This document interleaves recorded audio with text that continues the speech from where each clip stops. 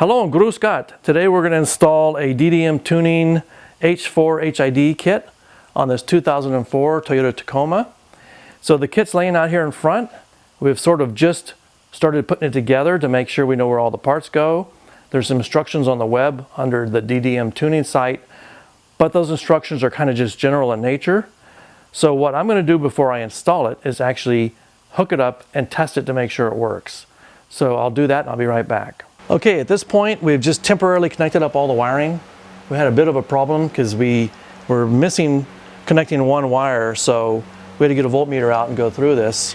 So on this particular harness there's actually two red wires for battery power. So one of them was covered up. We didn't see that it was a red wire, so it came with no instructions and no wiring diagram, so I had to trace it all out. So did that, and now we have it working. Go ahead and turn it on. So now they work. So now we're ready to go ahead with the installation, so we'll do that next.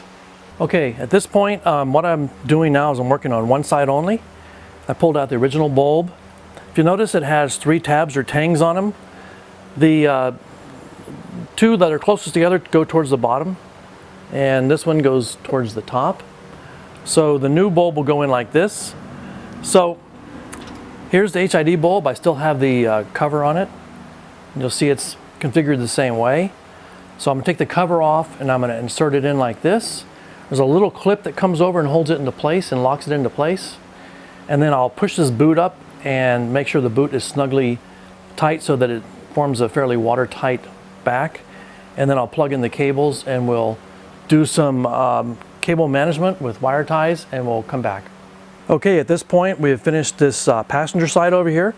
What we did is we're not going to be using this plug-in for the lamp on the left side or right side depending on how you look at it.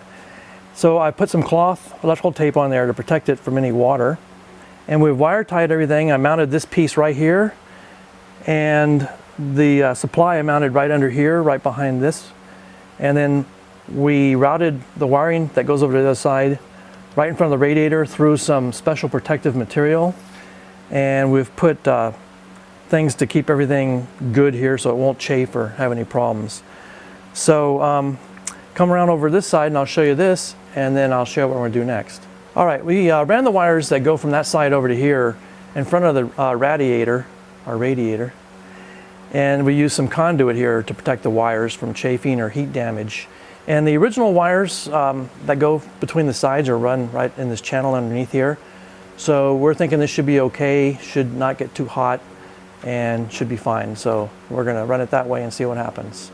So I'll show you what we're going to do next. Okay, so now we've finished the wiring on both sides. We actually took a lot longer because we actually ran the wire better underneath here. We did a lot more wire tying, wire neatness. We also wired these LED lights separately. They have a switch inside so we could turn them on and off. So we did that, and then now we'll turn on the HIDs and let's see if they work. And there they go. They fired right up, and all right. So that's basically it. So good luck if you do this and have fun. Thanks for watching.